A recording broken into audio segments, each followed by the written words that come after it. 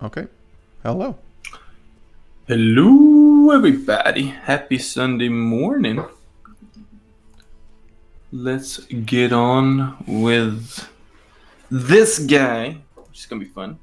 Uh, oh, all right. I'm sorry to get off topic, but the neighbor's cat just dragged a dead bird into the yard. That's interesting. Sorry. You know, way to start the morning. Okay, so um, I think today we're gonna focus on doing sort of the lighting, and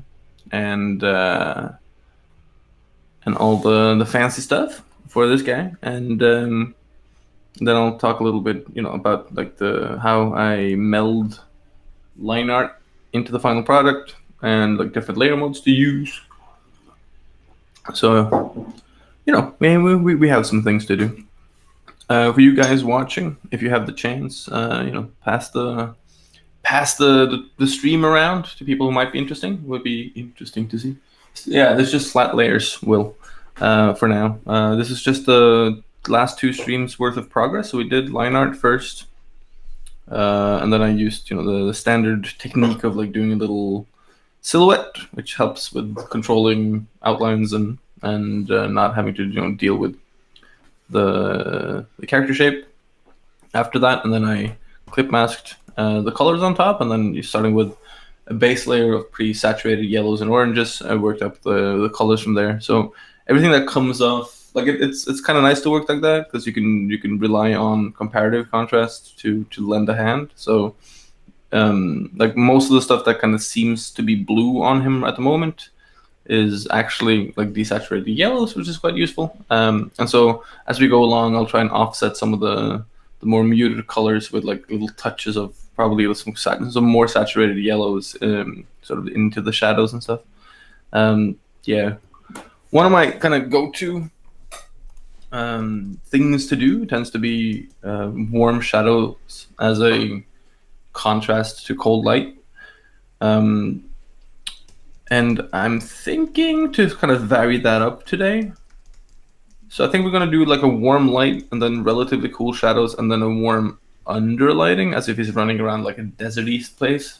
I think that could be cool. Hello guys. Hey Pablo. Let the raid begin. I like that. That's the attitude we're going for this morning. All right, so let's get into it. I'm gonna start with what I usually do, which is using a multiply layer, which is it's not a hard fast rule that like you can kind of use a bunch of different ones. Sometimes it's nice to use like a soft light or a hard light layer depending on how intense you want the shadows to be, because then you can be more sketchy and you can treat it more like a drawing because you can go up and down in value. But since I'm going to try and treat this more as a painting, I'm going to separate out my problems as it depends on different elements, and it kind of pertains to the general way I like to paint, which is at this point in my career, it sounds a bit like a cop out, but I'm not a particularly good painter. Never had much sort of training in it, so trying to make it as simple for myself as possible means sort of breaking down the problem in a bunch of different steps, and then I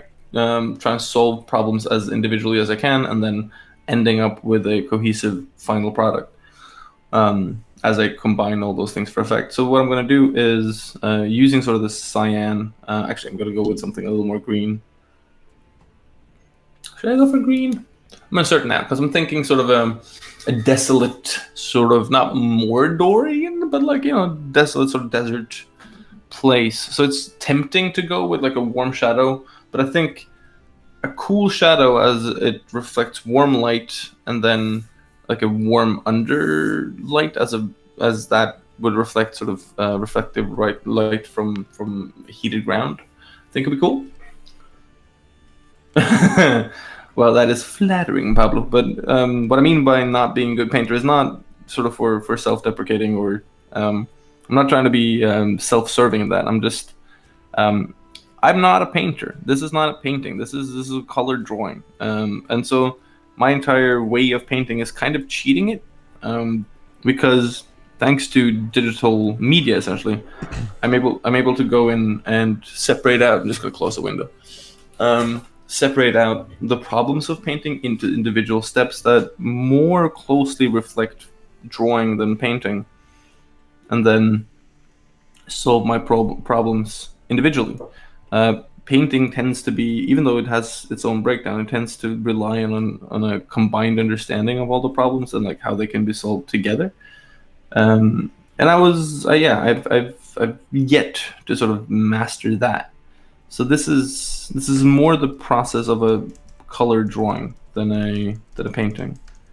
Um, though, like in the end, it does deal with the same thing. So I guess it's semantics in the end. But I have real respect for painters, like good painters. Anyone who's a painter, really. But yeah, I have great respect for that because I think it reflects a whole different skill set that I am slowly but surely trying to attain. So usually when I do lighting, I will do kind of the inverse of this. I'll draw in the shadow. But I figured for this, since I want to play more with the underlighting and the reflex lighting, I'm doing. I just covered. Oops, wrong brush. I just cover the whole thing in the shadow color, and then I'm gonna delete out the light, which kind of works the same way. You're just painting with light rather than painting with shadow, but it does require a little bit of sort of thought process on your side. Um, by the way, if you guys have the chance, I'd love for you to draw along. It makes things more interesting. It'd be cool if you could send me what you draw. I'd love to see it, and we could discuss it. And yeah. It'd be nice. Be nice. The first question has been dropped. There, yeah, I was gonna say I saw some questions popping up. So let's get at them. Last time you mentioned your DeviantArt early stuff. Looking at it after your Fiery Warrior Maiden, there seems to be a large jump in skill, especially when you get to Smog in your gallery. Can you explain what happened during this period, if you remember at all? Skill happened. So I think the gallery on DeviantArt is a little misleading because it has giant gaps. And so I'm not entirely sure which one the Warrior Maiden is. Could you pull that up, Spiro, at some point? It's on my DeviantArt somewhere. Yeah, I will. Relatively early. Let me look it up. Yeah. But so like I know which one you mean with the Smaug, and what happened there was essentially Volta. Like I don't talk enough about that, and I feel kind of shit about that actually. I should give them more praise. But what happened was I got a job, and I also got then to oops, that was not intentional. I got to hang out with and work with professional artists who taught me how to like the struggle, how to like to learn, how to there are two ways of saying that you suck. There's the way of saying it with enthusiasm, wait a second. where you're like, that one, yes. So there's the way of saying it with enthusiasm, and there's the way of saying it as defeat. And that's kind of what Volta taught me was that like not knowing and not being able to doesn't mean you fucked up. It just means now you have something new to do. So it's an excuse to never be bored, and I love that. So those two pieces were reflections of probably about a year of continuous learning, and then sort of starting to apply that to personal pieces again, because that is an experience I think most people have when they get their first job, or at least their first sort of serious job, is like private life, personal pieces, all that stuff that disappears because you do not have the time nor the energy. So in the beginning of my time at Volta, I would get there, an hour before work started, just because I was a junior artist. I didn't want to piss anyone off. I really wanted to earn my keep. I wanted to prove to them that they had taken a chance on me. They brought me out from little old Norway, and I didn't want. You feel tremendously guilty when you're having your first sort of inroad into the job. And I sat in the next room over from Ruan Gia, so I felt massively inadequate. And next to him was Yunling, and the other side of that table was Adi Salman, and next to me sat Arnaud Feu. And some of those names are probably not going to ring with most of you, but they are some of the finest people in the industry. Like everyone knows Ruan GM. Most people, I think, know Yunling. Both of them are pretty prolific. But Arnaud, for example, like he's a savant of the concept arts, but he never really got into the whole self promotion thing. So yeah, like those pieces reflect intense learning from those guys, and then at some point finding that that you can't just do studio work. You have to have some downtime, some you time. Yeah, the weird thing about those pieces, and I can get back to that later, but is they also reflect my sort of migration into relying on what the studio thought was successful as like my own reflection of like what is good art. So you can kind of tell that both of those and a lot of the stuff that follows, maybe not the Smog piece because that was like a speed paint, but the others very much feel more like an attempt at doing commercial pieces. And that's probably because I've been spending a year kind of thinking through what I heard from art directors. So like successful piece was something that a client would accept, not what I liked. So there's a huge second sort of epoch there when I quit Volta and I started re-remembering what I thought was cool. That's a bit of a personal shock when you realize that was gone for a while and you're rediscovering it and you're like, oh my god, what is wrong with me? It's a lot of drama.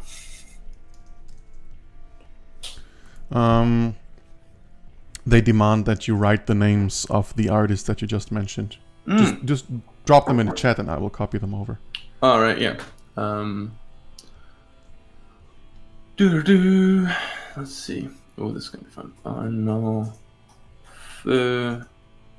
Adi Salman, Ruan Jia. There's Yunling. No, that's Y. Yunling. There was also Anna Fair, who was amazing. Rihanna, I can't remember her last name. God damn it. Let me check. Sorry, I'm sorry the piece is stopping for a second. I just gotta. Muller, yeah, that's the one.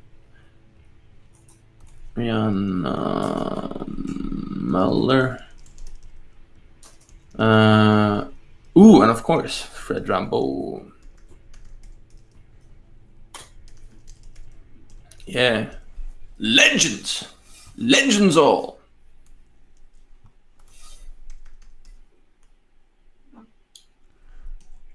Fred Rambo is written with a D at the end. I will just that's true. be as nice to change that.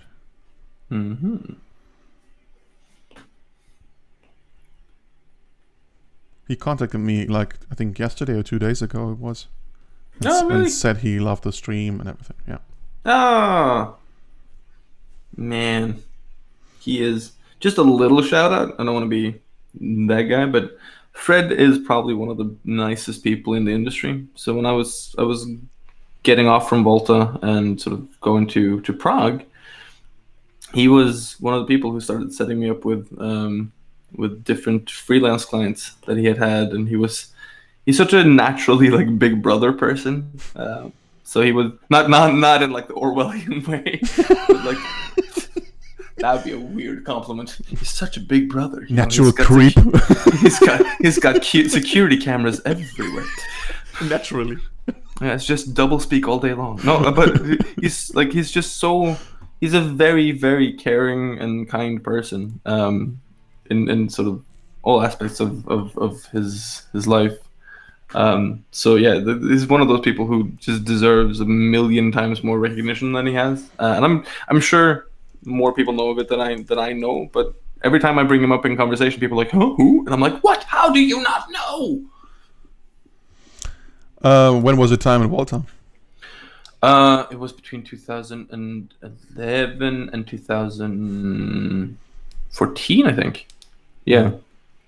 So it was Yeah, it was 3 years almost exactly when I was there, and I think it's an important sort of moment when you choose to leave a job like that, because I think quite happily I could have stayed there for the rest of my career. It is a really good job. It is a really nice place. It's extremely nice people, but um, I think part of it was so. For those of you who know who Zedig is, uh, and I'm sure most of you do, he was in Quebec at the same time, and we became pretty good friends. And he decided to leave his job and go back to. Well, he decided to switch jobs, and then we talked a lot about like sort of like what's the point of a career in this? Why do we work in this industry? That kind of thing. You know, and and he said some pretty interesting things about like there's no point in doing this unless you're going to be doing something that you care about. And there's a very big difference between sort of the acumen of of professionalism and an artistic sort of satisfaction. And I think that's kind of what kind of you have to keep an eye on when you work, especially in an outsourcing studio, but in a studio in general, is um, unless you can put your personal stamp on and feel personally rewarded by the projects you work on, um, it's not going to feed you. I mean, it is physically going to feed you. It puts money in your pocket and food on your table. But it's important to have something that inspires you and keeps you going, and makes it interesting for you to find new ideas. And that's kind of where it didn't do. And that's not the role of that kind of studio. But for some people, it does it. For some people, it's a place that gives them the breathing room to invest themselves in the stuff that they want to do. And I think that's awesome. But that wasn't working for me.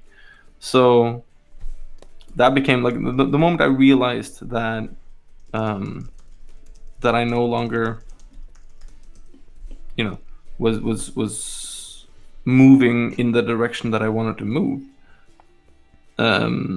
I had to kind of make a choice, and that choice became kind of clear um, when a friend of mine, Tom Roller, moved to Prague, and kind of made it obvious how nice that city was, and how it's a good place to be. It's cheap to live. It's a good place to try out for like a full-time freelancing career.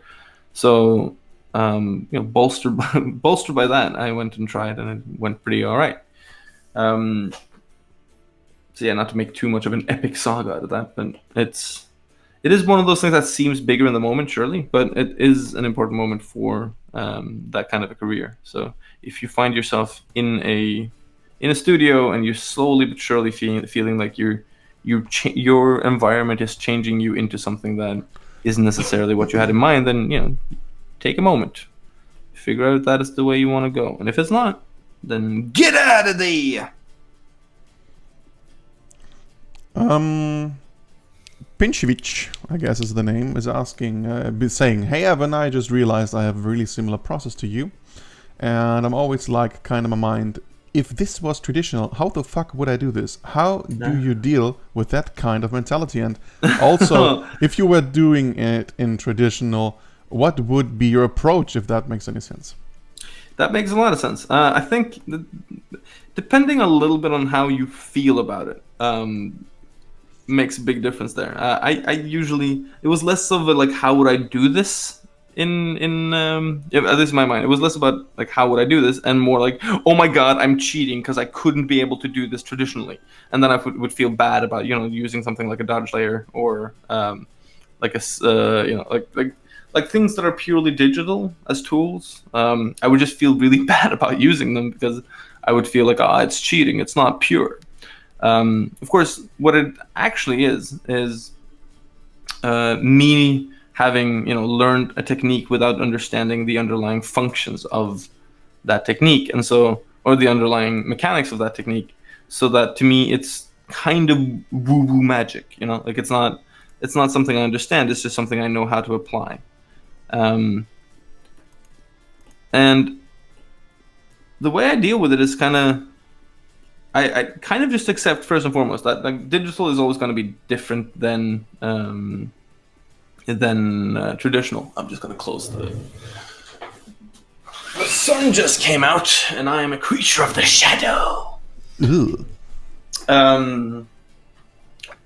So first I forgave myself for not being the freaking like, perfect artist. But secondly, I think if I've been doing this traditionally, I probably would have been a more centered but more limited artist. I've always been a big fan of of John Howe and of Paul Bonner, so I probably would have gone that route. I would have probably learned those tools instead. And you can see, like it is a technique. It is a sort of width and breadth of technique that lends certain elements and takes certain elements away. I know for Paul Bonner, for example, like he can kind of do anything at this point. He is a magician of oils and watercolors, and more power to him. But the way he has gotten there means that there are certain things that when he does it, it feels a little out of place. It feels experimental, and vice versa for digital. I just think like accepting that they are just like different tools that work in different ways, I think is useful. But also, I try out traditional things. I don't really paint much traditionally. I keep saying that I want to, and I do, but I also have only that many hours in a day. So until I figure out either time travel or how to be more time effective, which I gotta say, this whole currently I'm making strides in that direction, but until that becomes a thing, just digital is digital. It's a different tool set, but use it honestly. That I think is the key. So if you know how to apply like a dodge layer or something, right? Rather than using it as like digital magic to make fancy colors, read up on what the dodge layer was originally for. Like Photoshop where much of this originated, comes out of photo manipulation and photo editing. So figure out what those things were originally for, because then you will figure out what they're best suited for, at least originally, and then you can go and apply them however you want. But I also find that doing very concerted studies and being very specific in what I'm trying to do, and then not relying on the layers to do that for me, but kind of thinking about the function of the layer and then using that specifically for a result that I had premeditated.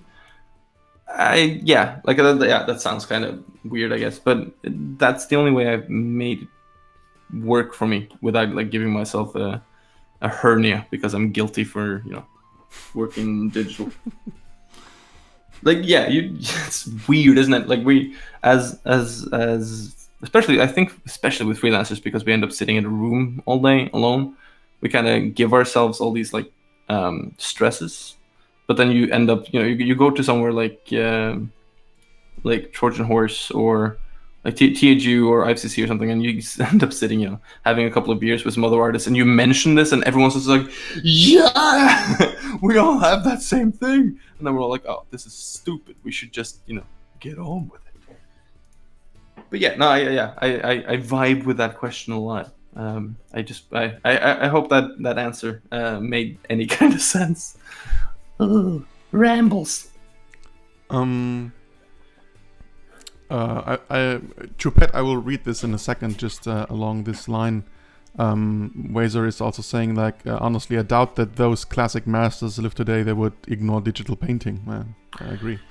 Yeah, I mean, it depends on the on the master, I think, because some of them were so goddamn. I mean, Mucha, for example, the reason why he painted the Slav epic in egg tempera wasn't for I mean, it was because he wanted that subtle tonal change, and he always was of the opinion that true color was in the earth and in the sky, and he was strong aesthetic naturalist, which I respect.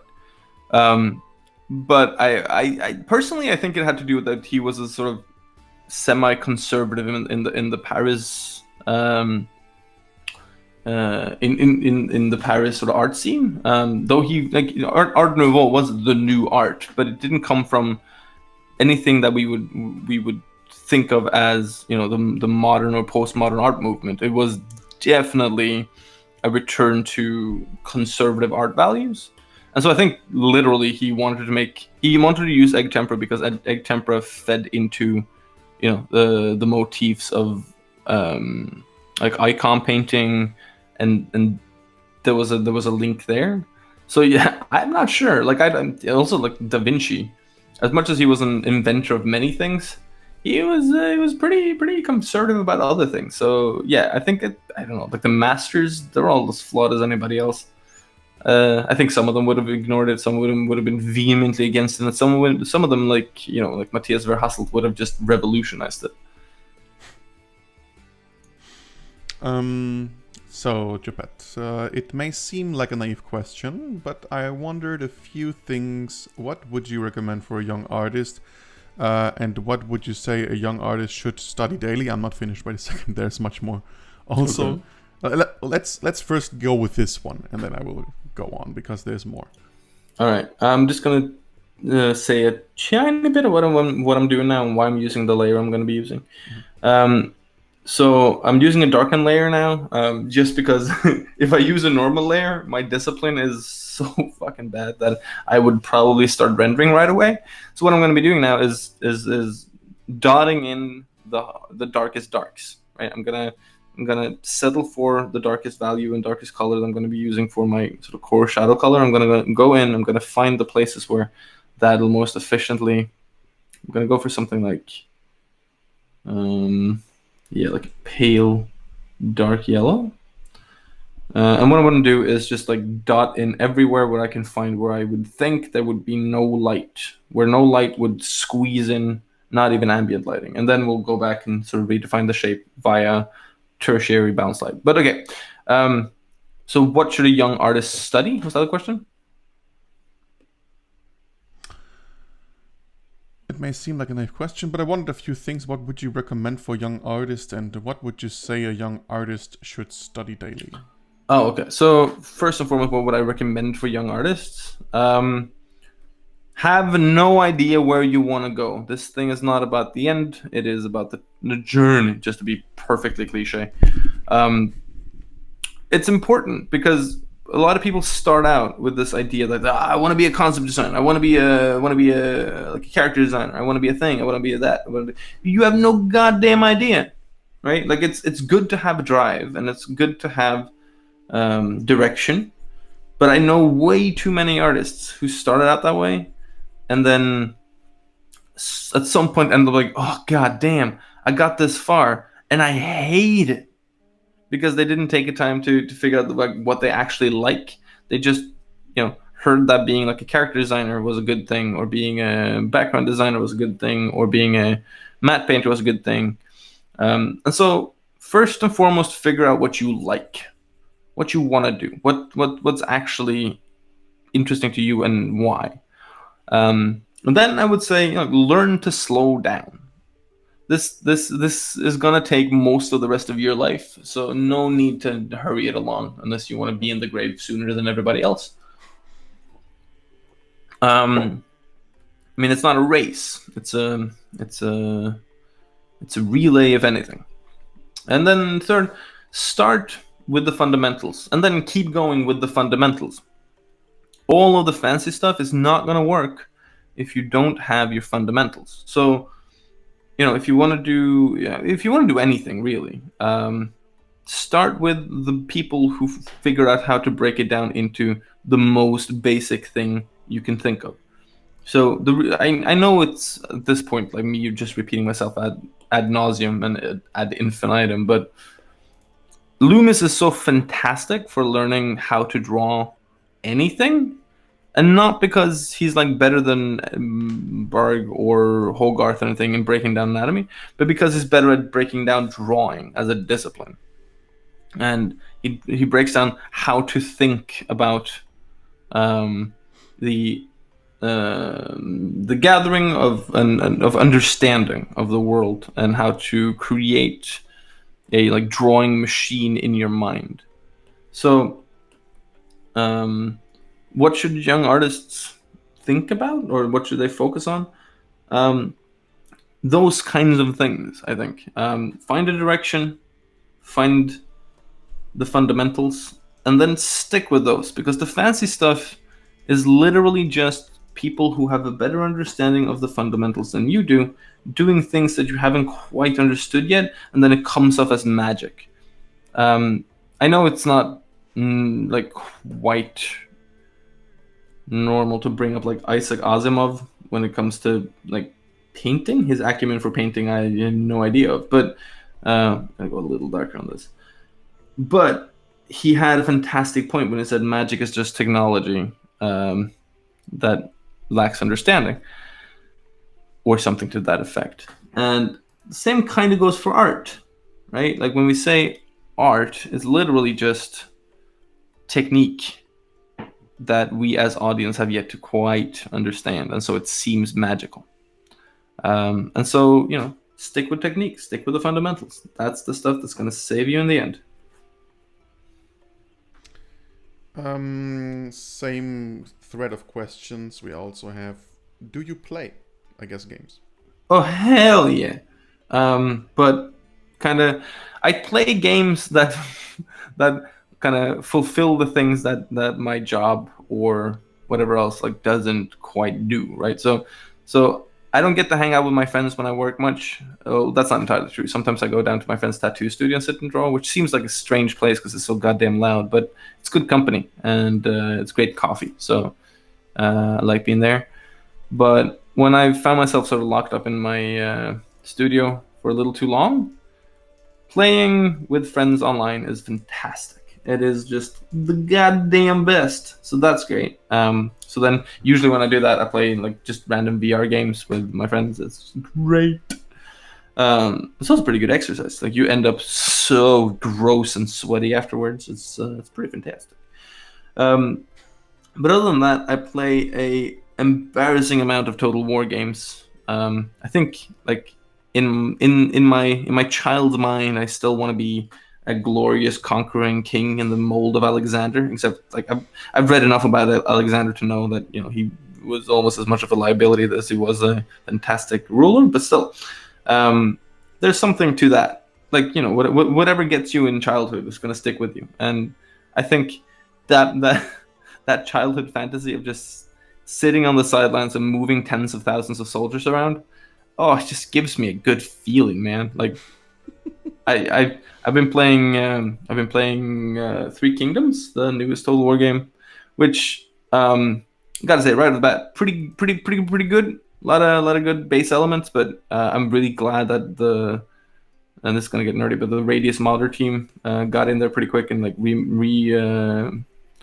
refixed like the basic game modules, because yeah, it was weird. But yeah, it's great now. So yeah, play with Radius, you'll feel better. And yeah, it was great. So yeah, like last night, for example, I was finishing my conquest of the north of China, and now I've been mounting like 14,000 men on the banks of the Yellow River. So prepare, Kingdom of Wu, I'm coming for you. Yeah, it's great. Along the question, if you play what he said, she said, I don't know. I have trouble cutting myself totally from gaming, and I wondered if you could be an artist and still play, or if you had to be 100% invested in art. And hello, big fan since Tyne 1. Oh man, really one of my main references. that is lovely. Thank you. Yeah, I mean, I think at some point, like especially when you start out, especially when you're sort of getting into it, you're gonna have your obsessive periods. And I think just like for the first little bit at least, indulge in that. Like allow yourself those 10-hour work binges, but then also remember to take care of yourself afterwards. So I use gaming as I use game playing and reading, and well, actually reading is different now because I'm kind of taking it more seriously. So I'm not giving it to myself as a prize. I'm kind of setting aside time and focusing on it. But The things that you like to do that might detract from your ability to do the things that you need to do, you should give to yourself as a little bit of a pat on the head when you've done good, right? So, for example, for gaming, I try only to allow myself to play when I've accomplished, when I've gone and I finished some work, and I've done all the stuff that I need to do in a day, answered messages, answered emails. When everything is done, when there's no more sort of stressy elements, and I know that's a lie, because there's always stressy elements, but you have only so much you can conquer in a day, unless it's in total war when you can conquer the world. But yeah, I don't think you have to give up gaming, but you have to be disciplined about it. It can't just be, ooh, I'm gonna just play all day now. And I miss those days. I honestly do. Like, I was quite avid when I was younger.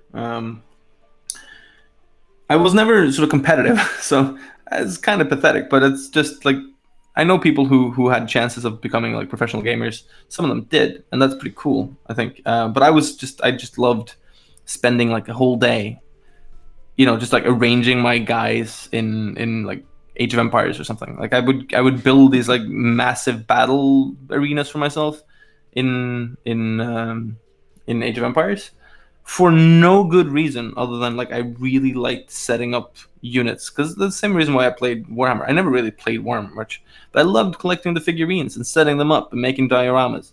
And so a lot of the same reason why I play those games is the same reason why I started painting. So it kind of feeds into each other. But yeah, there is no career in doing that. So, and there's no. It is an activity of sort of diminishing returns after a while. But I've also found that the more I take it as an exercise in, for example, storytelling, the more I can get out of it. So when I play, for example, Total War, I'll try and sort of pay extra attention to all the little mechanics that don't matter much for the games. Like, none of the narrative elements in any Total War game has ever really mattered, but God bless them, they try.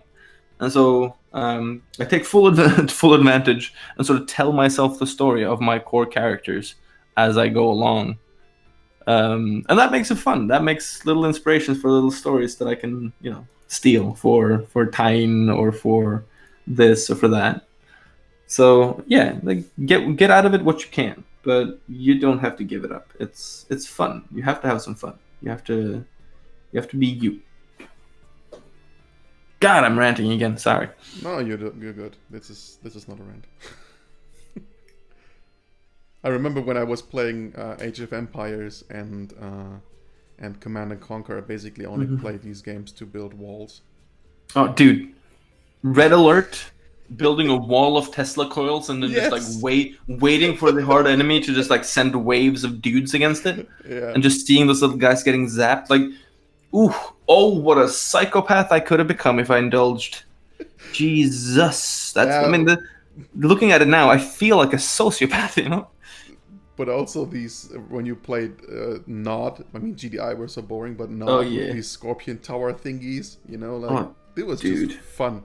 I remember it took me 2 years of playing Command and Conquer to play Nod, because I felt so bad about playing the bad guy. I would judge myself.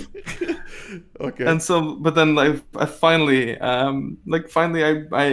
was like, screw it, because a friend of mine was like, what? I told it to a friend of mine, and he was just like, what? It's a game, you dumbass. And I was like, oh yeah, that's true. So then I tried it, and same with Total War. For a long time, I had such a hard time like delegating like auto resolves. It's a function in the game. Like, you can let the computer sort of sort out what happens in the battle.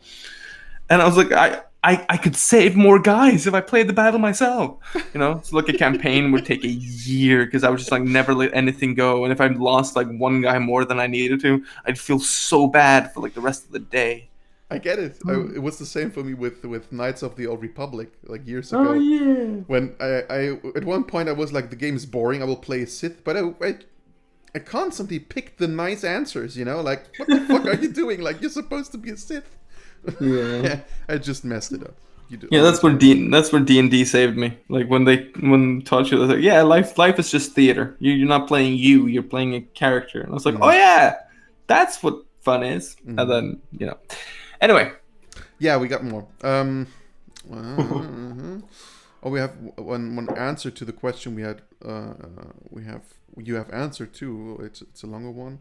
By Pinchevich, I have gotten so much better in 1 year of not caring, of being super productive and always studying, than 2 years of forcing myself to study every day. I think the most important thing is just to have fun with it, and the skill will come as long as you're always observing and trying to improve in each drawing you do.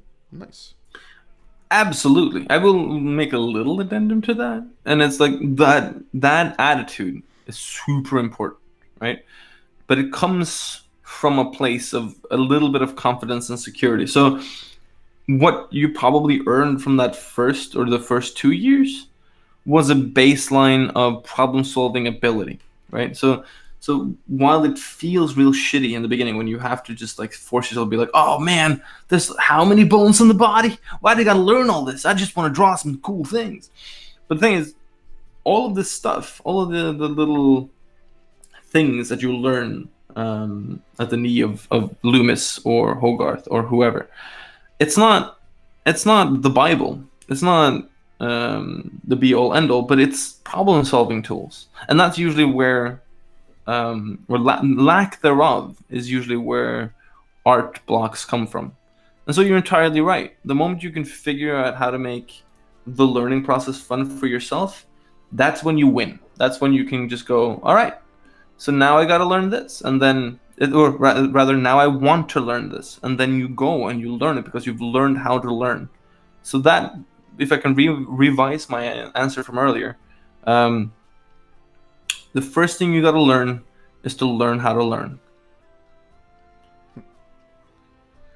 One question. Up until the darken layer, did you lay in shadows layer and start erasing it to get that light? Or did you just paint in the light? I wasn't watching properly as I'm drawing old right now. Ooh, good on. No, this is exactly right. I started by just like smacking the color, the shadow color on top, and then erasing away. So now I'm trying to lay in these core shadow elements to emphasize and support that. A little thing to point out there too is like when you're looking for these things, see where you can find little triangles. It's a very nice little technique because it's less complex for the eye. It's a very easy way of finding ways to design a little, which is also always both interesting and important. And it also helps with just keeping things fairly clean and simple for yourself. So you can see, like I'm trying to find all these like little triangles. Basically, like yeah, we could go into like the whys and the hows if you want, but essentially, just if you sit down for like a day and just observe cast shadows, you will see that unless they're the particular cast shadow of an object on a flat surface, because then it would reflect the object. They tend to be triangular, so it feels natural to the eye when it sees it. Anyway, on with the questions.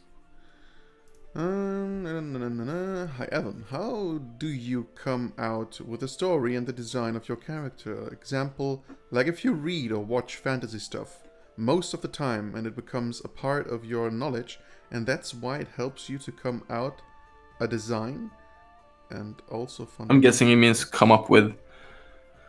So one thing, yeah, one thing I try to do a lot is to not read too much fantasy, because at this point, and this is not a rebuke of the fantasy genre or anything, it's just an observation that the fantasy genre has become an industry now, and so it's kind of settled itself on what the fantasy universe is or ought to be.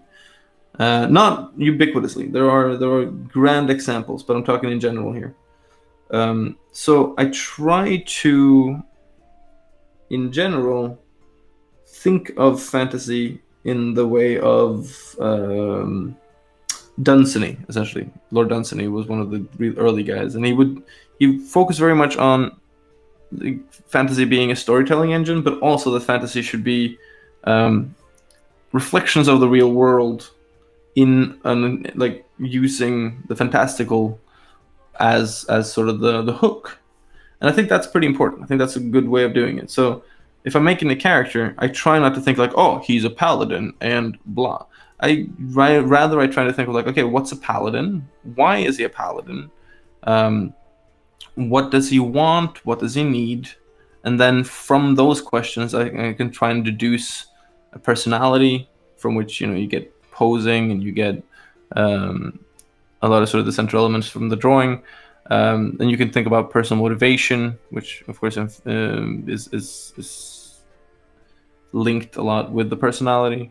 You can think about the background of that character. You can think about that character's position in its society. You can think about that society. It's kind of a self-propagating sort of way of thinking, because you start by thinking about sort of the large outlining elements of the character, and from that you deduce down towards the details, right?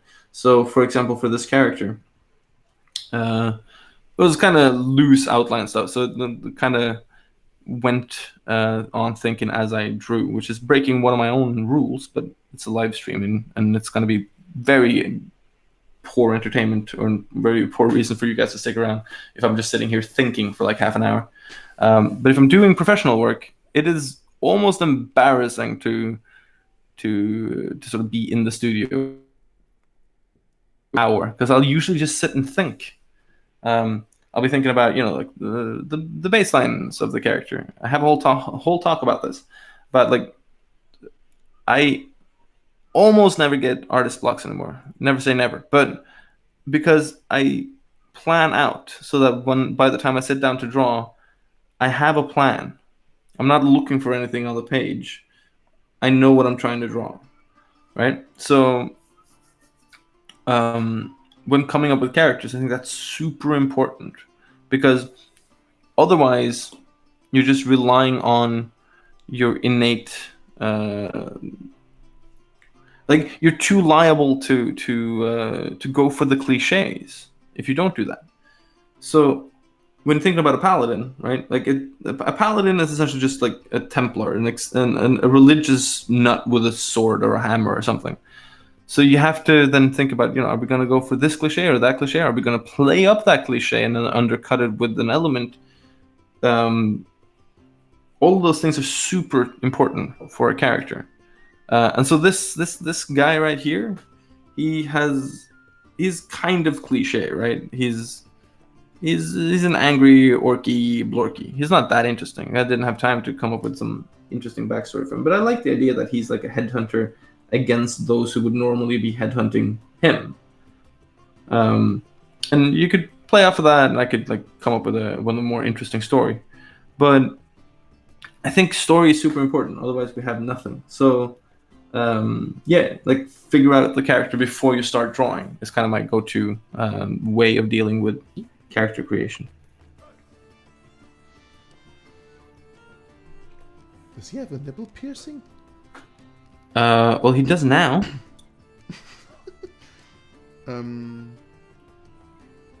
Yeah, we got another one. You mentioned Loomis. I have figure drawing for what it's worth and fun with a pencil. Fun with a pencil, yes. I have learned from it and studied intensely, but I don't seem to be able to retain more than 5% of the info. How did you study Loomis? So I studied Loomis essentially by repeating his exercises until I could kind of do it.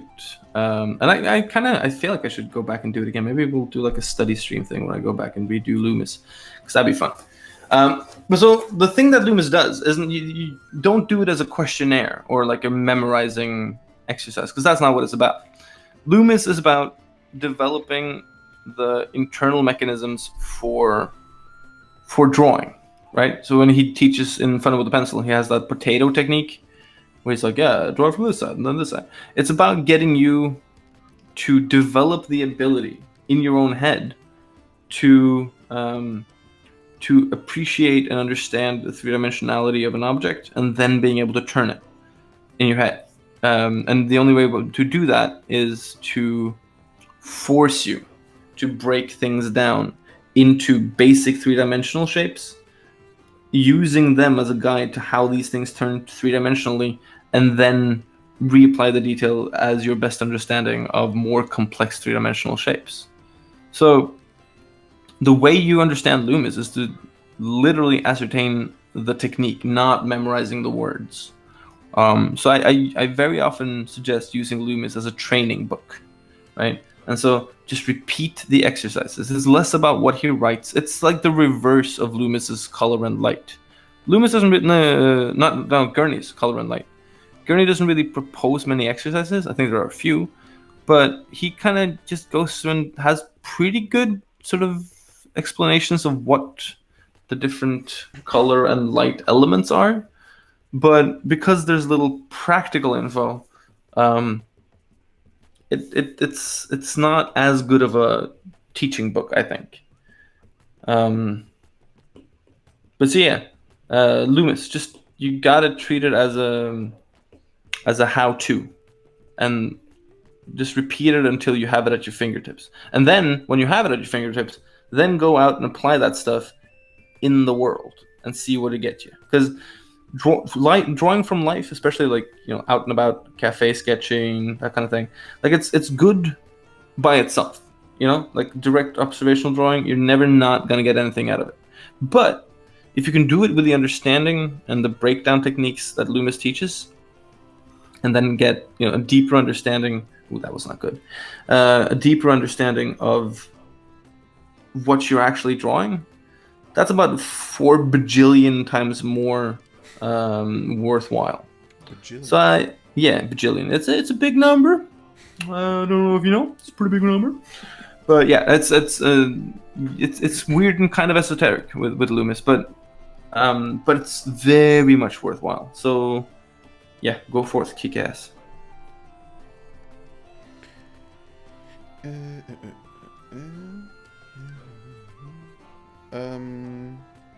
have a question about the iPad. Have you tried some variety of them? How are they different, if there is a huge difference, for example, like between 2017 and 2018 version? Is there any better iPad than other models? I'm just wondering about price-quality ratio, since I'm thinking of getting one. Any advice? My only real sort of in-depth experience is the one I have, which is the 2019 now, so that's 2016 model, I think. The first one, right? Yeah, I guess. First Yes. Yeah. And it's pretty solid. It's good. It's starting to get a few years on it now, and you should definitely invest in a screen protector, just because it adds another texture.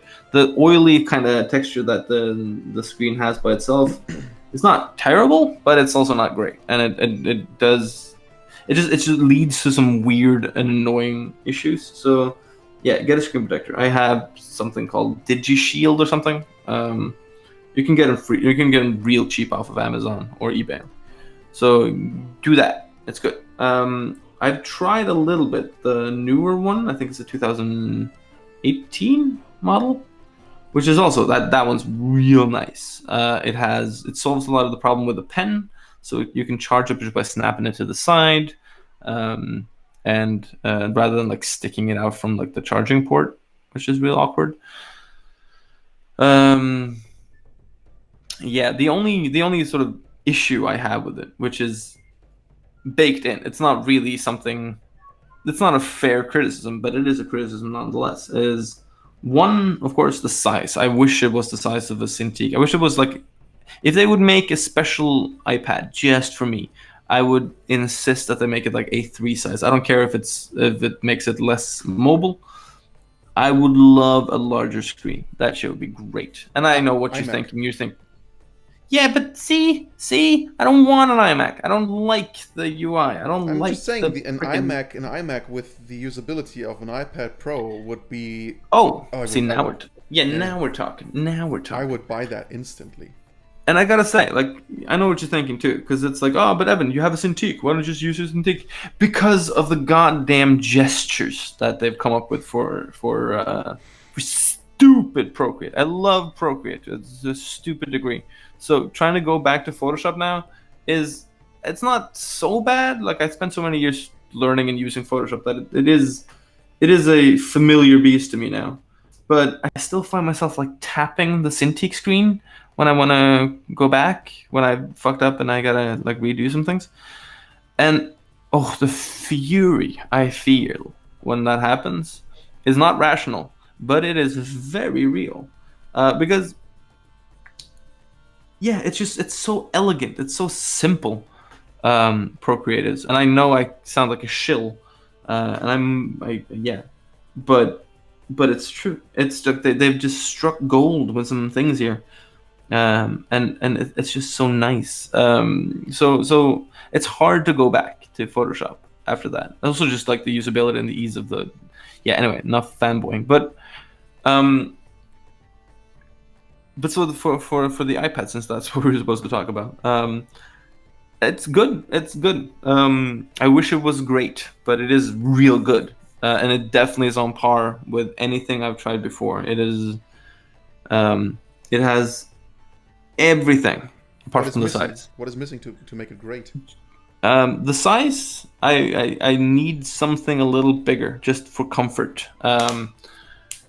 There is still if Procreate or iPad would come up and make me like a nice adjustable solid heavy easel where I could mount it and have it standing at whatever angle I wanted, that'd be lovely. I'm sure it exists out there, but because I haven't found it, I'm still gonna be bitching.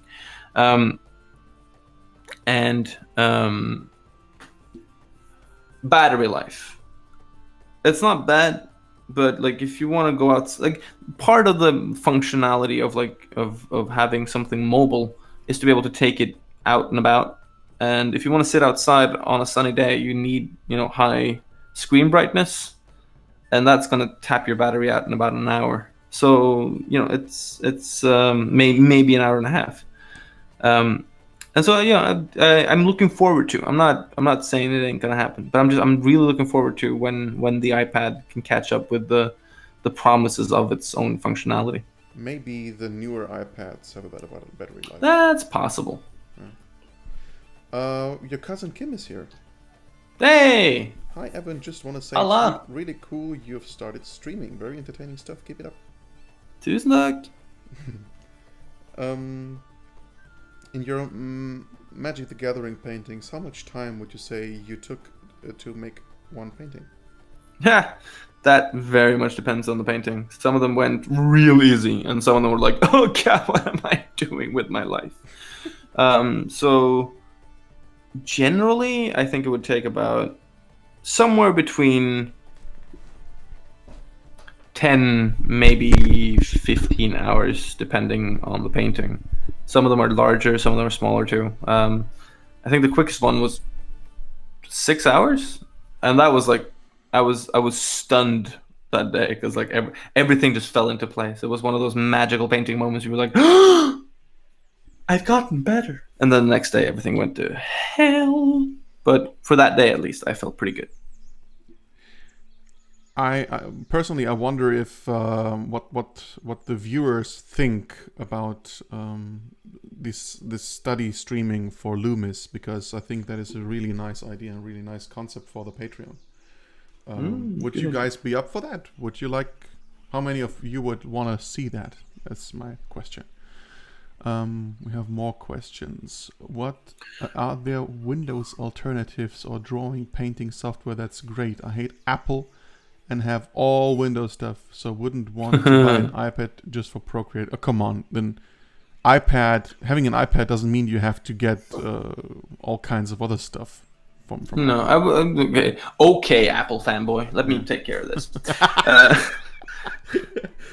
All right, Mr. Jobs. No, I'm gonna agree with you. I'm not a huge fan of Apple stuff, but I will say that the iPad is a worthwhile investment just to get Procreate. I know that sounds kind of crazy, but it is. If you don't want that, then you can always get yourself, the new Cintiq companion I hear is pretty good. So that's working pretty good. But then you're still stuck with Photoshop on like a. Actually, the new Photoshop.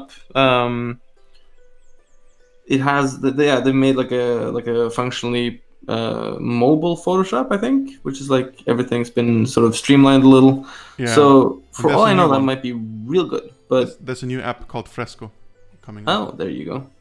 So weird. That is a weird name choice. But anyways, strange. Fresco. Fresco, you say. Anyway, so yeah, you've got that. Back in the day, there was Open Canvas, which was the bomb. But yeah, that's the only one that I know. I haven't. I mean, I'm not a huge software geek. I got to try out Procreate once, and I was like, I must have this, and then I got it. It's like that. Yeah, it's not too crowded of a field these days, I think, but yeah, Photoshop is still pretty baller. And I gotta say, if you are a bit of a software geek, if you're good at figuring out functionality in software and stuff like that, then Photoshop is still a nice bailiwick to run around in. Because I know there are people who have figured out functionalities in Photoshop that I cannot even dream of. Um, I mentioned Matthias Verhassel before, and I'm gonna do so again because I'm a bit of a fan. But like the way he figured out like combine layers to paint light, the man is a modern day Gandalf, and I will freaking I don't know something. But like it's incredible what people can do with the deep functionalities of. Actually, you could probably do that now. Oh, you can't because they don't have. Um, yeah, they don't have those adjustment maps. But ugh, man, I can't. I could. That's one of those things we mentioned before with like how to use functionality of layers. Um, I can reproduce some of those things that he does. I could not explain why it works. It's shameful, but it's true. I have noticed this a bit. I see some artists that don't improve much in. Oh, it's about Loomis, I guess. Much in long periods of time, even though they draw way more than me. And then I talk to them and they say stuff like, it's going to take a long time to get good, or them seeing it as being unachievable, and the results show, even though they are trying really hard and they don't seem to get better. I'm a believer of anyone can get as good as they want. I feel like the mentality stops them.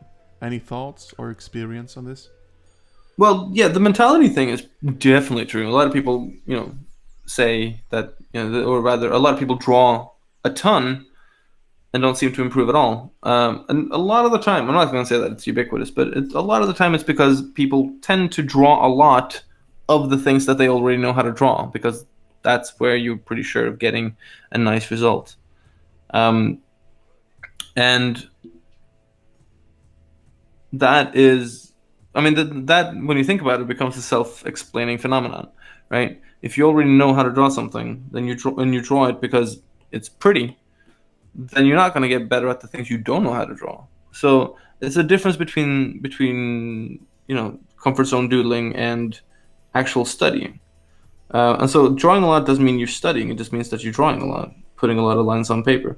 And so yeah, it's definitely a mentality thing. Because if you are there to learn, then you put your pride aside for a while, and you literally try and become a sponge, and you try and ask yourself specific questions and then find specific and satisfying answers for yourself. People get real sort of frustrated with studies because they're like, yeah, but I'm trying to find my style. I can't do studies. I gotta find my style first. And I think that in particular is quite damaging to a lot of people's sort of prospects, because they don't realize that style is just a derivation of study. Style is the mistakes you make that you've figured out, sort of an artistic shorthand to solve things efficiently. That's style. Um, that's all that really is. They're choices you made because you needed to solve something. And so you find that through studies. You get to a point where you're like, yeah, I could paint this out perfectly, but this choice feels better to me. And of course, it becomes like, a bit of a question of self honesty at that point, because some people will be like, yeah, but it's my style. I don't I don't draw noses because it's my style. And fair game if that's true, but just be honest with yourself. Yeah, I don't know if that was a good answer, but yeah, it touches on a phenomenon that I'm pretty familiar with. So that's where I went with it. Just chiming in on the mention of Clip Studio Paint. I think Clip Studio Paint is mainly used by comic artists or something and manga stuff. It's That's true. yeah. I've heard a lot about that one actually. Uh, I hear it's pretty good, but I don't know how broad the functionality is. But yeah, probably worth a test. yeah. Also could be a nice stream. Hey, new follower here. Have you gone over brushes to you use at all? Do you have a brush package you recommend downloading or one you have yourself? Oh man, see what you did there, dear new follower, was to feed into one of Spiridon's pet peeves. No, I don't really. You can look at my brushes in general. I mostly just have the normal ones. Um, Nikolai, I can never remember his last name. Lokator. Yeah, he's one of the other Norwegian artists. He has been working with Procreate for so long, like with the actual studio. So he's made a ton of cool brushes, and I use them intermittently. They're wonderful brushes, but they have very specific functionalities. And when I see like the way he works, they make perfect sense. For me, I really don't make brushes. I have no skill in sort of those technicals. But so I use mostly I use the soft round brush and the hard round brush. For texture, I usually use the charcoal brushes. They're pretty good. Painting brushes are nice for painting, especially when you're doing smudge tool stuff. Like using a nice paintbrush gives you nice like painterly effects. But yeah, I think I'm better at adapting already existing tools to my needs than actually making specific new tools to meet those needs. But who knows? Maybe I'll take a class in brush making from Nikolai, and then I'll come back and be like, "Hey y'all, I got a brush set." I tried Procreate at the last industry workshops in London. Procreate was defo amazing. I just don't want to spend over 1,000 on basically a fancy sketchbook. But think about the money that you make with a fancy sketchbook. Yeah, well, yeah. Other or like it depends, right? Like when I was thinking of re-upping my laptop, my rig, for keeping on working there, it was a question of like buying a new laptop and buying an iPad. And because I've been freelancing for the last few years, it's a lot of moving around. So rather than thinking about it like what the money you'll make with a fancy new laptop, think about it this way: you can work anywhere. If you really like your studio, then screw it. The iPad is not worth it, I think, because if you're gonna be there and if you're gonna, then you're better off, getting a better Cintiq or betting or equivalent, or getting a better computer, surely. But if you like being out and about and you enjoy the idea of doing some work on a cafe or something, and then the mobility is super nice. And secondly, it's not just a sketchbook. Like I do 9/10 of all my professional work on the iPad now, and it works. It's a little bit of an adjustment period in the beginning, but I gotta tell you, it really works.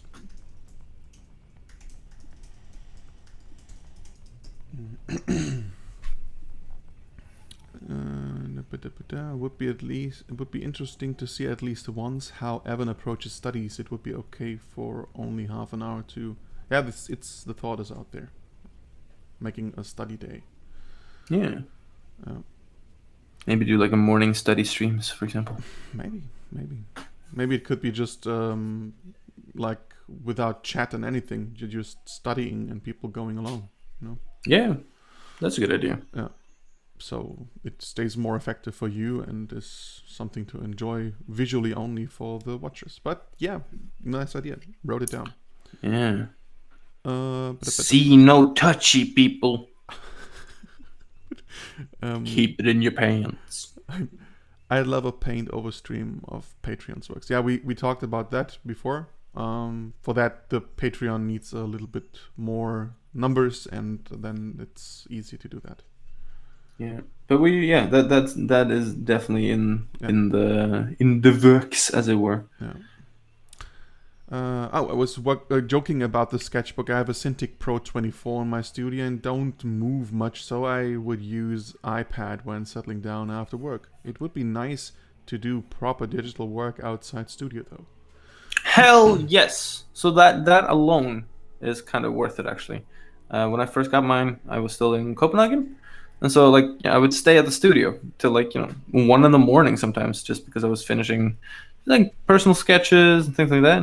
And I cannot tell you how nice it is to just, take that stuff elsewhere sometimes. Getting out of the studio. But also, this is just an idea, not promising nothing. But up until the point where we can do specific private streams for the patrons to do feedback. We could do it in public streams, and we can talk about that later. But we could just give preference to patrons or something. Mm-hmm. Maybe you could sell Gumroad ticket on Gumroad for patrons only, so whoever wants Paintover can pay for it. Yes, if I may. It's limited tickets, so first come, first serve, or whatever. Yeah, this is all. It's first of all, it's kind of hard to put a number on it. I think. And we just don't want to piss people off too. Like, some people have paid into the Patreon, and we want to we want those people to feel, appreciated, because it is. I cannot tell you how how fucking it's been. Like, we have 100 and somewhat patrons now, 120 something, and it's amazing. Just it's not an avalanche of stuff yet, but it gives me some room to actually take time off from work and work on other things and not feel like that is time gambled. So I gotta, if any of my patrons are in the chat at the moment, you guys are deeply appreciated. Have it open for patrons only. So Will, the thing is, right now the Twitch channel, we're working towards getting the affiliation and the partner status, and then at some point there is the option to make a VIP and subscribers only stream, and that is the actual goal. Until then, we might do patron only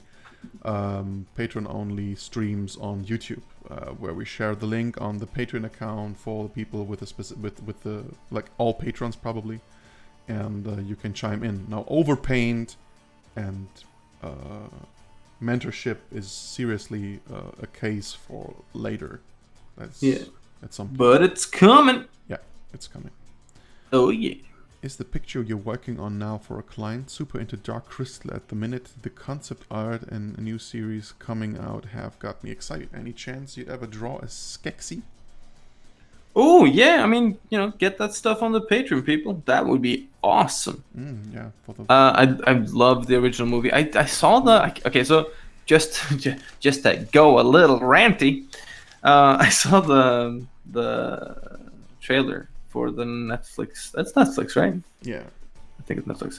That series. And the trailer looks great, but cannot help but feel that it doesn't really feel like Dark Crystal. And that's the problem. Like, it's doing. It's kind of I just saw the Picard trailer last night, and they look amazing, but I was hoping that it would be at least a kind of a soulful companion to TNG, like the Next Generation, where it's not super epic. It's not the end of the universe as we know it. It's like a bunch of nerds out in space solving science problems.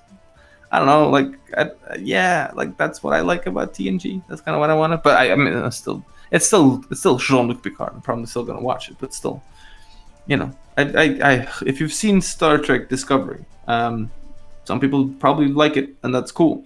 But I don't. I really wish I did. I really Have you seen the second want. season? No, but I heard it was even worse. No, it's not. It's better. Is it? Dude, Is it really? I've been watching Star Trek from hour zero, every fucking show. I just imagine that I can say so.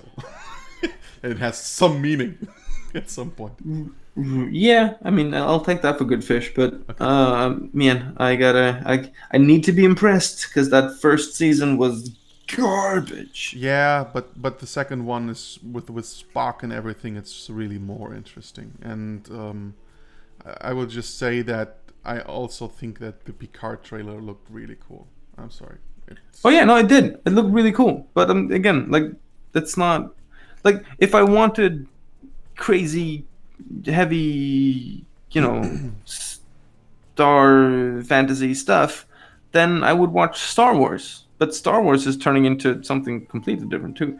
But and I know maybe I'm ranting on too much about, like, stylistic choices and shit, but damn it, like, the cool thing about TNG is that it isn't. It is another form of science fiction focusing on science, and I like that. I like the idea. Like, Gene Roddenberry was maybe alone in all of science fiction in being a goddamn optimist, and I want some optimistic goddamn science fiction. That's what I watch Star Trek for. That's true. It was like, hey, we have this thing that might end the universe, but if we look at this thing, then maybe we can solve it. And then there was science by committee with everybody sitting around the table proffering their opinions. It was great. It taught you about cooperative problem solving, and it wasn't like hero worship. So which one was your favorite? TNG. TNG. So mine, for example, was Deep Space Nine. Because Yeah, of course, because you like deep, dank, dark stuff that tells about the end of the universe. You are Greek. Come on, man. I'm German. You're about as German as the croissant. I was No, I I was at the doctor's lately, and I was. They were like, Mr. Giannakis. No, wait. We're sorry to say, you're German. No, it's even better. It's even better. I was there, and they had me on. They had me like sedated, and apparently, like all the stuff that they did, I was kind of. Let's say like I was ouching a lot, and he said I had the Mediterranean syndrome. I don't remember anything from that, but when he told me, what's the Mediterranean? apparently guys from the south are mourning a lot. I don't know. Oh, Yeah. I thought it was like he was like, somehow he's speaking Greek. No. But the best thing was I was replying like, I'm German. I don't recall anything. That. My God, man. I don't remember shit. Like, I was basically my subconscious sedated personality identifies as German. Was just terrified of being thought of as Greek. No, I'm German. Probably. I'm German, I tell you. But that basically solves my identity crisis. So I don't have to worry about anything at all. Yeah. Truth. But still. Yeah, I mean, Deep Space Nine was. Deep Space so is awesome. It's great. But. And it plays, it plays well within the sort of the framework that's set up by previous seasons, I think. But it really, it is guided by those principles that I don't know, man. I don't want to go on a whole like Star Trek thing. I'm not deep enough into Star Trek lore to like color myself some sort of expert. But you ranted about The Witcher. Dude, 20 that's minutes. fantasy. That's fantasy. I could go on for hours. Did you see the trailer to the show? But yeah, I did. You want to get started on that? No, I don't. I don't care. It looks it looks what it looks like. Let's not get into it. I don't want to be the guy who's just ranting about The Witcher the whole time. But But one question. they could have done great things. One question. Like, because you are the nerd of the armors, how do you like the Let's not get Come on. let's not. The less said, the better. They went full Witcher on this one, buddy. the Nilfgaardian armor? Have you seen Oh it? yeah, I didn't see it in the trailer, but you showed me the picture. The That nah, scrotum. it looks like it's shrunk in the wash. Yeah. It's not what I would have designed. Let's just leave it at that. I don't. Oh man, that's so sad. Like we could have. Freaking Jesus. Like, okay. So the reason why I get all ranty about all this stuff was that, like, after Lord of the Rings came out, and I know I'm going way back into ancient times here, but after the Lord of the Rings came out, there was this hope, right? There was this idea that, like, fantasy was moving in the right direction. It had come out of its sort of kitschy dark ages, and it was going to take itself seriously from now on. It was going to move up and forward. Things were going to get to a new level, and Narnia.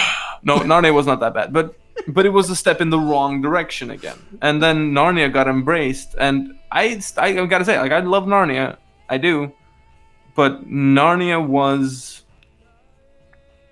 Narnia. It was trying real hard to be Lord of the Rings. It wasn't doing anything new. It wasn't really tapping into what it was both trying to be Lord of the Rings and Harry Potter at the same time, and failing at both. And nothing to do, like, children actors, and they were fine for what they were doing.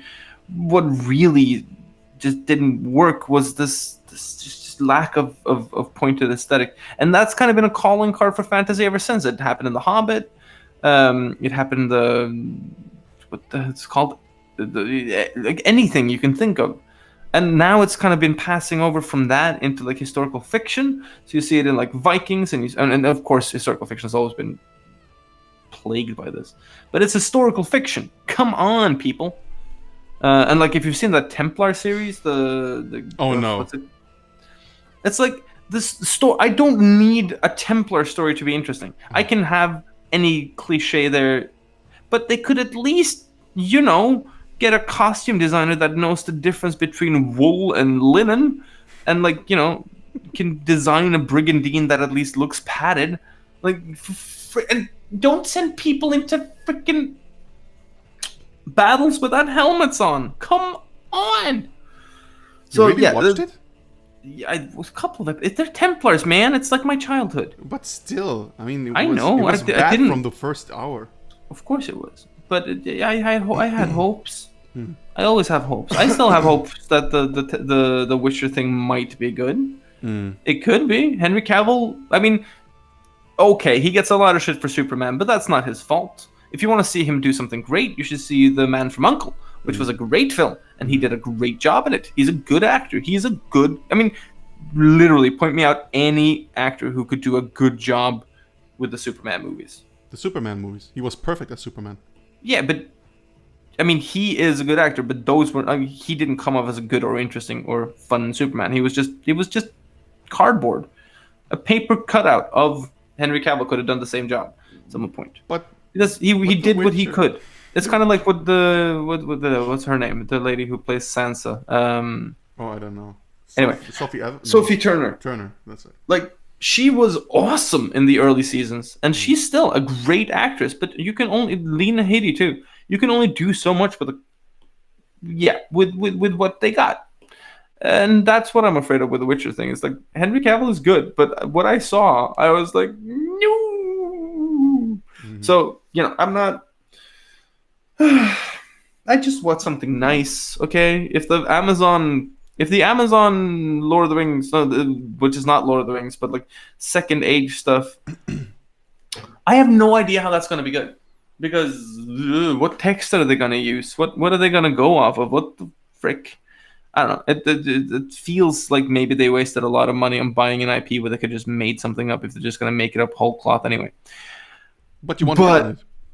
I do, of course. I want to make sure it's good, but I mean, come on, man. It's Tolkien. I want to work on anything Tolkien. Give me Yeah. Tolkien. Tolkien me, baby. But, but, but, you know, I don't know. Amazon has done a lot of good things, so I've got faith, which is ironic since atheism. But, uh, But I'm just, Preacher was good, for example. Preacher was great. Yeah, and Preacher was a thoroughly impressive adaptation of a comic book, and I love so the were comic The book Boys. too. Have you seen the trailer for The Boys? Yeah, I don't know, man. Come on.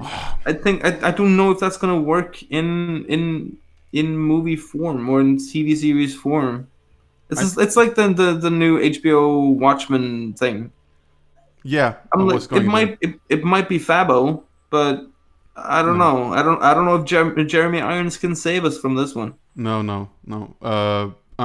You Watchmen never should have been anything on screen. Oh, Never. come on! I Nope. love the Watchmen movie. That was Really? great. Yeah, man, that was great. It was Okay. just as weird and wonky as it should have been. They should have lent much more into like the old superhero times thing. That would have been fun. But yeah, no, I like that. I thought that was Well, good. Alan Moore just hates you. So Who? Alan Moore, the guy who wrote it? yeah. Well, fuck that guy. That guy's great too. But of course he's gonna hate it. Tolkien would have killed Peter Jackson if he had seen the movies. Like let's be honest, right? Like first and foremost, I will say the movies are, you know, they are stand out, some of the best stuff ever made. However, the story Tolkien tried to tell with the books is very much undercut by what especially happens in the third movie. And so, you know, like it's not the same. So I'm not really convinced by the fact that like the original author hates the thing. It's the same like the guy who wrote the Witcher books apparently is also not thrilled with how Geralt is portrayed in the games. No. So you know, apparently we have something in common. If you knew the books. Oh no! Yeah, you can reach the same true conclusion based on different sets of facts, my friend. But you can't make you can't really compare because you don't have the comparison. Of course, I can. Did you read the books? I can say he's a crap character. That other guy can say he's a crap character because it's not like my character. I can say I tried to read the books and they were a snore fest, but you know I can be wrong. Okay. But I also only got like 100 pages, and it's, you know what it was? It reminded me too much of Twilight. What did you just say? that, my friends, are what's called a trigger. No, I mean, of course it doesn't, but it just probably to do with the translation. I don't know. It was like Ready Player One. Like, ooh, here's this problem I have to solve, and it's a good thing I'm so awesome because I have already figured out how to solve it, and now I'm gonna have sex.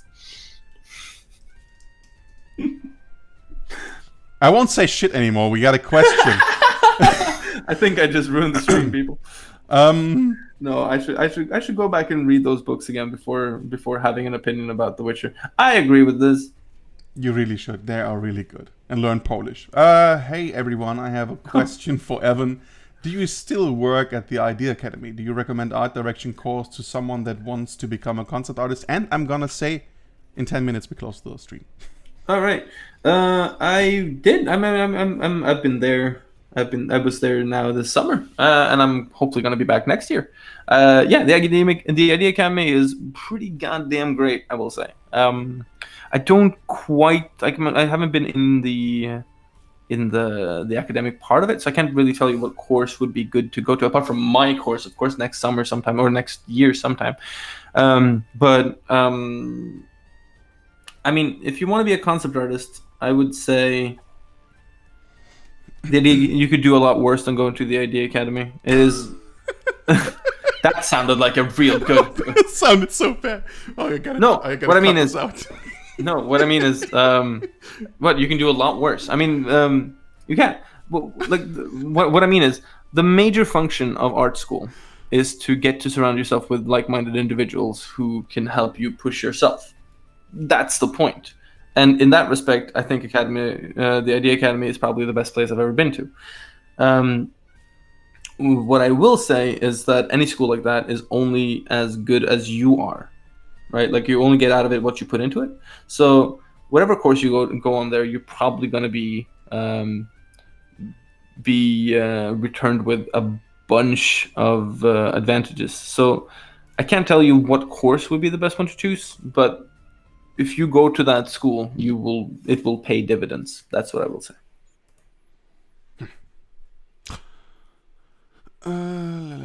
Picard as a concept almost feels like it worked better as a one shot or even a comic. TV is too expensive now to be subtle. Might be true, yeah. Another question. I have fast a lot now, but this will be my last. Do you ever find yourself not doing your best on some pieces? I find myself not trying my best and not applying everything I know, and I could apply to make the piece better since my clients always say my stuff is good. I'm not pushing myself anymore. It's weird. I don't know how far I can go. Any tips? Uh, yeah. I will say I've been there. Sometimes I'm there more often than not. Well, sometimes I get there, and it's hard to get yourself out of that.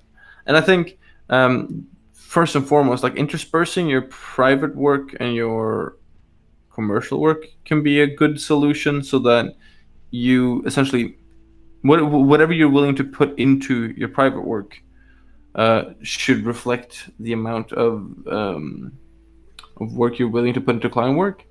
Not on a one-to-one ratio, but it should like there are certain parts of working commercially that can be a bit of a drag, a bit of a chore, and so trying to find ways of minimizing that um, can feel a little cheaty, right? Especially if you are a little bit of like a yeah heavy on the self criticism, but that's where it's easier to develop two sets of rules, right? You have rules for your private work and you have rules for your commercial work, and so an easy way of staying or not letting the sort of drag of commercial work get to you is to essentially cut out a lot of the boring stuff by allowing yourself some cheats that you wouldn't do in your private work. And if it makes you feel too dirty, maybe take a step back. But um, I think it's partly professionalism. I think it's you can allow yourself only so much leeway on basis of your own lack of enthusiasm. At some point, you have to just like pick yourself up by the neck scruff and be like, no, I'm a goddamn professional. I finish on time. I deliver my stuff before deadline, and I'm good.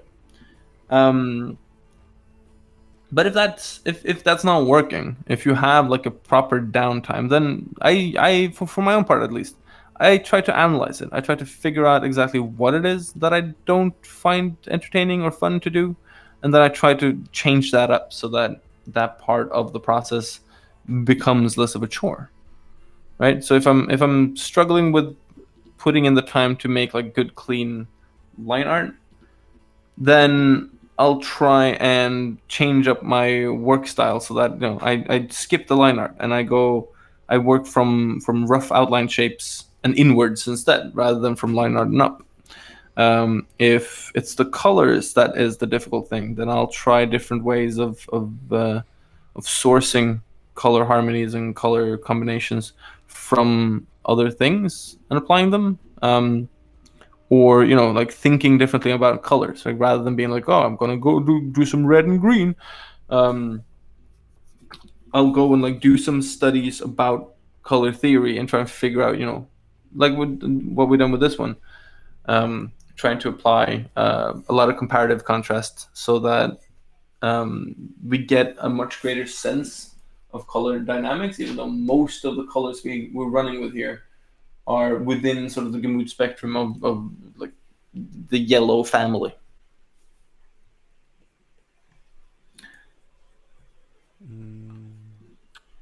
Let's make this the last question. Okay. Can you tell us a good book for rendering drawing? For rendering drawing,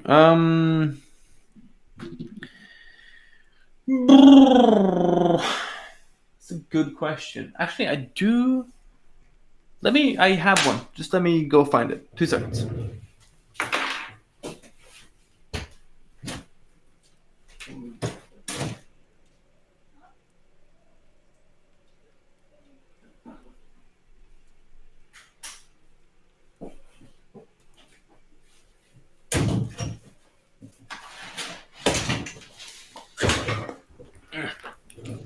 And I'm back. Boobity boom, boom, boom. So this one is figure drawing by Khan Muftik. It's not about rendering, but you learn a lot about the how rendering has to do with shape and form, and how like the direction of your brush and pencil strokes should reflect the underlying shape and that sort of thing. And that's super useful. I think rendering kind of comes down to personal preference too. It isn't a singular thing. It is very much an expression, like an artistic expression. So you have to kind of figure that out as it pertains to the stuff that you yourself want to do.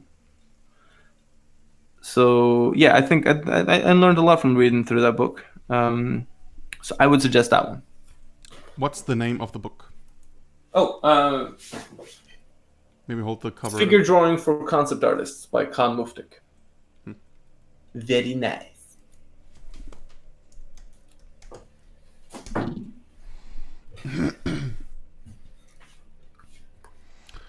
All right.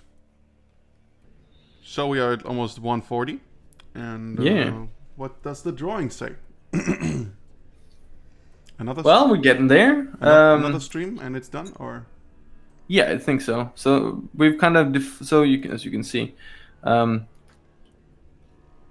what we've done today is kind of take it from flat color and defining the major shapes with the darken layer. Next time around, I'll be trying to I'll be first going in and fucking a lot with my line art. Like you can see now, if I turn off the line art, we have a painting. We have something that is more or less understandable by the naked eye. So that's really useful. So what we do next time is to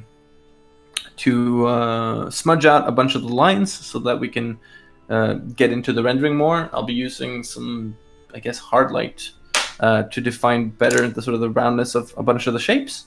And then we'll be smacking a normal layer on top and rendering this one out. Mm-hmm. Okay. So yeah. Next stream, we haven't talked yet about when, but I guess probably Wednesday. Wednesday, I would say. Let's maybe keep Wednesday in mind, and we will update you guys on all the platforms, and you can see everything on the social media. Yeah. For those of you who've been drawing along, it'd be cool if you put your drawings out there, send them to me, put them on your social medias and stuffs. And let's keep it alive. That'd be cool. How should we do this? Like they tag you, or they send it by message, or you could. I guess tagging is probably easiest. Yeah, tagging. You can tag the page, the art by Evan Amundsen thing. That would be easiest. Then we can possibly make a collective shared stuff thing. I will give you guys the link, which is this one. Yeah. And thanks to everybody for sticking around. It's been good. Yeah. Cool. Made good progress. It was fun. Thanks for all the good questions. For those of you who haven't signed up for the Patreon, we're going to be doing a lot of fun stuff on there. So don't miss out. All right. Goodbye. Cheers. Now get out of here, ya weirdos.